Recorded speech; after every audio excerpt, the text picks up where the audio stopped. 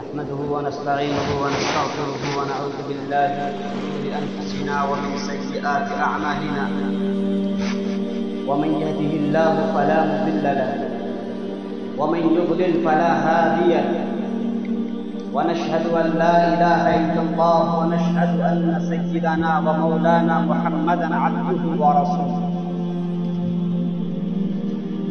الذي أرسله بالحق بشيرا ونذيرا وداعيا إلى الله بإذنه وسراجا منيرا أما بعد فقد قال الله سبحانه وتعالى في القرآن المجيد والفرقان الحميد أعوذ بالله من الشيطان الرجيم بسم الله الرحمن الرحيم إن الذين كفروا من أهل الكتاب والمشركين في نار جهنم خالدين فيها أولئك هم شر البرية إن الذين آمنوا وعملوا الصالحات أولئك هم خير البرية وقال في موضع آخر ولا تنكحوا المشركات حتى يؤمنن صدق اللہ العظیم.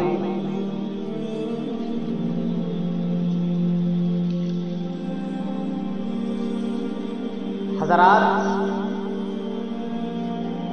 ہم جس ملک میں رہتے ہیں اس ملک کا نام بھارت ہے. یہاں پر ہمیں اپنی شناخت کے ساتھ اور اپنے دین پر قائم رہتے ہوئے زندگی گزارنا ہے. اسلام ہم سے کیا مطالبہ کرتا ہے، اسلام کے کیا اغراض اور مفاہیم ان کے اندر پنہاں ہیں، انہیں سمجھنا ہر مسلمان مرد اور عورت پر ضروری ہے. عدم فہمی کی بنیاد پر اور نہ سمجھنے کی بنیاد پر موجودہ حالات میں ہم دیکھ رہے ہیں. آپ اخبارات کی سرخیاں دیکھ لیں، الیکٹرانک میڈیا یا پرنٹ میڈیا دیکھ لیں، ہر طرف آپ کو ایک ہی صدا نظر ملے گی، ایک ہی ہیڈنگ اور سرخی ملے گی. وہ یہ ہے کہ موجودہ حالات میں مسلم لڑکیاں بڑی تیزی کے ساتھ ارتداد کا شکار ہو رہی ہیں. ایک وقت تھا جب کہ سننے کو ملتا تھا کہ مسلمان لڑکے غیر مسلم لڑکیوں سے شادی کرتے ہیں اور وہ بھی خال خال اور شاد و نادر ہوا کرتا تھا. لیکن کچھ عرصے سے یہ بات بڑی تیزی کے ساتھ پھیل رہی ہے، بلکہ یہ حادثات اور واقعات رونما ہو رہے ہیں، جگہ جگہ یہ مشاہدات سامنے آ رہے ہیں کہ لڑکیاں بڑی تیزی کے ساتھ جو مسلمان کی بیٹیاں ہیں وہ غیر مسلم لڑکوں کے ہاتھوں کو تھام رہی ہیں اور ان سے رشتہ ازدواج میں منسلک ہو رہی ہیں. حضرات، اسلام نے رشتہ ازدواج میں فکری ہم آہنگی کا خاص طور سے خیال رکھا ہے. جب تک فکری آہنگی مرد و زن میں اور شوہر و بیوی کے درمیان قائم نہ ہو، وہ شادی نہیں رہے گی، وہ رشتہ ٹوٹ جائے گا، گھر برباد ہو جائے گا. اسی بنیاد پر قرآن کریم نے جا بجا اعلان کیا ہے کہ مسلمان لڑکے مسلمان لڑکیوں سے ہی شادی کریں اور مسلمان لڑکیاں مسلمان لڑکوں سے ہی شادی کریں. اور قرآن نے صاف صراحت کے ساتھ اعلان کر دیا اور حرام قرار دیا اس بات کو وَلَا تُنكِحُوا الْمُشْرِكِينَ حَتَّى يُؤْمِنُوا، کہ اپنی بیٹیوں کو کسی مشرکین کے حوالے مت کرو یہاں تک کہ وہ مشرکین اسلام قبول کر لیں۔ اور اسی طریقے سے دوسری آیت وَلَا تُنْكِحُوا الْمُشْرِكَاتِ حَتَّى يُؤْمِنَّ، اور اپنے بیٹوں کو کسی مشرکین لڑکیوں کے حوالے مت کرو یہاں تک کہ وہ لڑکیاں اسلام قبول کر لیں۔ یہ دونوں باتیں قرآن کریم میں جا بجا ارشاد فرمایا گیا ہے۔ کیا مشرکین لڑکیوں سے شادی کی جا سکتی ہے؟ اس سلسلے میں فقہاء نے قرآن کی روشنی میں دو درجات کیے ہیں۔ ایک درجہ تو یہ ہے کہ وہ اہل کتاب کی بیٹیاں ہوں، یہود و نصارہ جو اصلی اور پیور یہود و نصارہ ہوں۔ یہود و نصارہ سے مراد جن کا تذکرہ قرآن نے کیا وہ یہود اور وہ نصارہ وہ اہل کتاب ہیں جن کا عقیدہ، جن کا ایمان پروردگار کی ذات پر ہے، جن کا ایمان آخرت پر ہے، جو جزا اور سزا کے مومن ہیں، ایمان رکھتے ہیں، گرچہ وہ اللہ کے نبی محمد عربی صلی اللہ علیہ وسلم پر ایمان نہیں رکھتے ہیں۔ اگر کوئی ایسا اہل کتاب ہے، ان اہل کتاب کی بیٹیوں سے آپ شادی کر سکتے ہو، لیکن اس میں بھی فرق یہ ہے کہ اگر آپ مسلم ممالک میں رہتے ہو وہاں پر آپ شادی بدون کسی کراہت یہ کر سکتے ہو، لیکن غیر مسلم ممالک میں آپ شادی کرو گے تو وہاں کرائیت موجود ہے۔ یہ فقہاء نے تصریح فرمائی ہے۔ اور دوسرا جو طبقہ ہے وہ یہ ہے جو مشرکین ہیں، جو ہندو ہیں، جو بدھسٹ ہیں، جو جینی ہیں، ان کی بیٹیوں سے شادی کرنا کسی بھی صورت میں جائز نہیں، جن کا تذکرہ قرآن نے کیا وَلَا تُنْكِحُوا الْمُشْرِكَاتِ حَتَّى يُؤْمِنَّ۔ آپ کسی مشرکین کی بیٹیوں سے شادی مت کراؤ اپنے بیٹوں کی یہاں تک کہ وہ مشرکین لڑکیاں اسلام قبول کرنے دائرے ایمان میں داخل ہو جائیں، گرچہ ان کے پاس پیسے بہت زیادہ ہوں۔ قرآن نے تو یہاں تک کہہ دیا وَلَعَبْدٌ مُؤْمِنٌ خَيْرٌ مِّن مُشْرِكٍ، ایک غلام مسلمان، ایک غلام مومن بہتر ہے اس مشرک سے جس مشرک کے پاس پیسے ہیں، جس مشرک کے پاس دولت ہے، جس مشرک کے پاس جائیداد ہے، جو مشرک آسمان میں اڑتا ہے۔ گرچہ اسلام میں یقیناً آپ جانتے ہو غلام کی کوئی حیثیت نہیں ہے، غلام کی کوئی وقعت نہیں ہے، لیکن اگر وہ غلام ایمان کے دائرے میں داخل ہو جاتا ہے، گرچہ ان کے پاس کوئی حیثیت نہیں، کوئی وقعت نہیں، کوئی اوقات نہیں، لیکن وہ غلام جو مومن ہے، جو ایمان والا ہے، وہ اس مشرک سے ہزار درجہ بلند ہے۔ جس مشرک کے پاس دنیا کے ریل پیل ہے، دنیا کی بہتات ہے، جائیداد ہے، وہ آسمان پر اڑتا ہے، آسمانوں پر کمندیں ڈالتا ہے، لیکن یہ مومن غلام اچھا ہے۔ یہ کیسے ممکن ہوتا ہے کہ ہماری بیٹیاں جبکہ ان کے ذہن و دماغ میں اس کی وجہ کیا ہے؟ فقیہ الامت حضرت مولانا مفتی خالص سیف اللہ صاحب دامت برکاتہم نے فرمایا کہ مجھے 3 باتیں سمجھ میں آئیں جن کی بنیاد پر آج جو لڑکیاں ارتداد کی شکار ہو رہی ہیں، یہ 3 وجوہات کی بنیاد پر۔ نمبر 1، بچوں کی تربیت کی طرف سے غفلت، خاص طور سے یہاں پر اکثر وہ لوگ ہیں اور یہ ہماری آواز وہاں تک بھی پہنچ رہی ہے جو شادی شدہ ہیں، جن کے پاس بچے ہیں، انہیں یہ بات سمجھ لینی چاہیے کہ آج اگر لڑکیاں ارتداد کی شکار ہو رہی ہیں 3 وجوہات کی بنیاد پر۔ نمبر 1، بچوں کی تربیت سے غفلت، نمبر 2، مخلوط تعلیم، اور نمبر 3، شادیوں میں بڑھتے ہوئے اخراجات۔ یہ 3 وہ وجوہات ہیں جو فقیہ الامت حضرت مولانا خالص سیف اللہ صاحب رحمانی دامت برکاتہم نے بڑے مطالعوں کے بعد تفسیر و احادیث پر جن کی نظر ہے انہوں نے فرمائی، اور بہت اہم اور نکات ہیں یہ جنہیں ہمیں سمجھنا چاہیے۔ بچوں کی تربیت کی طرف سے غفلت، یقیناً موجودہ حالات میں ہم دیکھ رہے ہیں یہ شوہر بھی نوکری والے، بیویاں بھی نوکری والی ہیں، جن کی بنیاد پر ان کے اولاد گھروں میں رہا کرتی ہیں، نہ باپ کی محبت، نہ ماں کی محبت، نہ باپ کی تربیت، نہ ماں کی تربیت اس اولاد کے لیے شامل حال ہوا کرتی ہے۔ وہ بیٹا کہاں جا رہا ہے، وہ بیٹی کہاں جا رہی ہے، کس سے وہ باتیں کر رہی ہیں۔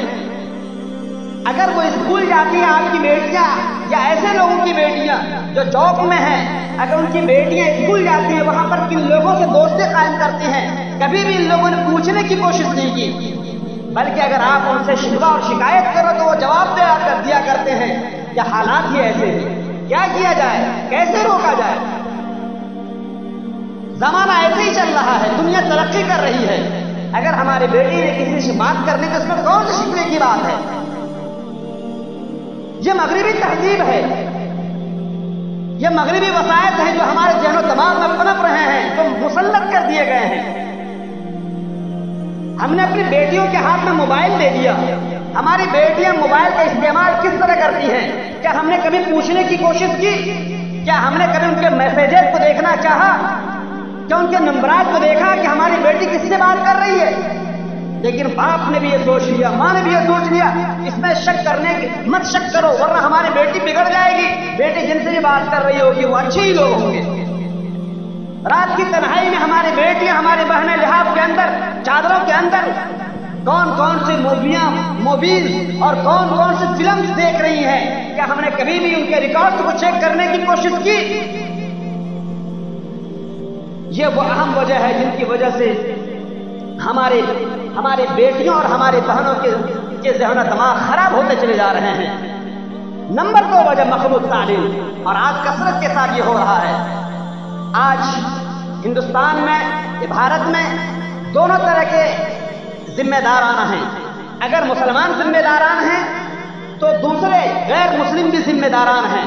ہم مسلمان ذمہ داران سے متعلق بات کرتے ہیں، کتنے ہی ایسے ان کے انڈر میں اور ان کے زیر اہتمام، ان کے زیر نگرانی کتنے ہی ایسے ادارے چلتے ہیں، کتنے ایسے کالجز چلتے ہیں، کتنے ایسی یونیورسٹیاں چل رہی ہیں جہاں پر کہ لڑکے لڑکیوں کی تعلیم میں ذرہ برابر فرق نہیں ہے۔ اسی کلاس میں اور اسی جگہ پر جہاں پر لڑکے بیٹھ رہے ہیں وہاں پر لڑکیاں بھی بیٹھ رہی ہیں، اسی دروازے سے لڑکے بھی آتے ہیں، اسی دروازے سے لڑکیاں بھی آتی ہیں، اور نام کے یہ لوگ اپنے آپ کو مسلمان ذمہ داران سمجھتے ہیں کہ ہم مسلم ہیں، بلکہ باضابطہ اخبارات میں شائع کیا جاتا ہے، بینرز میں چپکائے جاتے ہیں کہ ہمارے یہاں کو ایجوکیشن کا ماحول ہے۔ کو ایجوکیشن کے نام پر کتنی مسلم لڑکیاں اور کتنے مسلم لڑکے دوڑ رہے ہوتے ہیں۔ کاش اگر ہمارے ان ذمہ داران نے توجہ دے دی ہوتی، اگر یہ ماحول بنا لیا ہوتا کہ لڑکیوں کے لیے الگ ہاسٹل ہوتے، لڑکوں کے لیے الگ ہاسٹل ہوتے، دونوں کے درمیان تفاوت ہوتا، تو یقیناً یہ ماحول اس وقت جو ارتداد کی وبا پھیل رہی ہے، ارتداد کی بیماریاں جو عام ہو رہی ہیں، یہ نہیں ہوتی۔ اور شاید کہ ہمارے نہج کو دیکھ کر اور ہمارے اس منہج کو دیکھ کر غیر مسلم ذمہ داران نے بھی سبق حاصل کیا ہوتا اور انہوں نے بھی اپنے اداروں میں اس طرح کا سلسلہ قائم کیا ہوتا۔ ہم کیسے سمجھائیں ان غیر مسلم ذمہ داران کو، جبکہ ان کے پاس، ان کے سامنے ہمارے مسلم ذمہ داران خود آئیڈیل بنے بیٹھے ہیں۔ ان کو اگر سمجھاؤ تو وہ کہیں گے آپ کے ذمہ داران نے خود کے ایجوکیشن کا ماحول، کو ایجوکیشن کا ماحول قائم کر رکھا ہے۔ اور یقیناً میرے بھائیوں، یہ بہت ہی ڈپریشن کا شکار ہوا کرتی ہیں لڑکیاں اس ماحول میں، بہت پریشر ہوا کرتا ہے لڑکیوں پر اس ماحول میں، جبکہ اسی کلاس میں لڑکے بھی ہوں، اسی کلاس میں لڑکیاں بھی ہوں، ایک دوسرے سے کنیکشن ہوا کرتا ہے، تو وہ کیا ٹیچر اور استاد کی بات سننے کی کوشش کریں گے؟ جس کا نتیجہ ہوتا ہے یہ سلسلہ بڑھتا چلا جاتا ہے، دراز ہوتا جاتا ہے، پھر دوستی قائم ہوتی ہے، پھر اگر وہ لڑکا اگر غیر مسلم ہے، دوستی قائم ہونے کے نتیجے میں وہ لڑکی جس کے ذہن و دماغ میں اسلام کی نہ محبت قائم کی گئی ہے، نہ عقیدے کو بٹھایا گیا ہے، نہ ایمان اور امتحان کی باتیں کی گئی ہیں، ان کے گھروں میں نہ کبھی قرآن کی تلاوت کی گئی ہے، نہ تعلیم سے متعلق باتیں ہوتی ہیں، نہ دین اسلام کی باتیں ہوتی ہیں، ظاہر سی بات ہے ایمان سے محبت نہ ہو تو وہ کسی بھی غیر مسلم لڑکے یا کسی بھی اجنبی لڑکے کے ہاتھ میں اپنے ہاتھوں کو ڈال کر بھاگ سکتی ہے۔ ایسے موقع پر اگر ہمارے یہ ماں باپ شکایت کریں تو کس کے لیے شکایت کرتے ہیں؟ کیوں شکایت کرتے ہیں؟ مجرم تو خود ہم اور آپ ہیں۔ اور تیسری وجہ جو بہت اہم وجہ ہے، شادیوں میں بڑھتے ہوئے اخراجات۔ آج جتنی لڑکیاں ہیں، فیشن سمجھ رکھا ہے لوگوں نے کہ ہماری بیٹیاں بھی پڑھ رہی ہیں، بی اے کر رہی ہیں، گریجویشن کر رہی ہیں، ایم اے کر رہی ہیں، بی ایڈ کر رہی ہیں، ہماری بیٹیاں وکیل بن رہی ہیں، جبکہ عمر 25 اور 30 سال بلکہ 35 سال کی عمر ہو چکی ہیں۔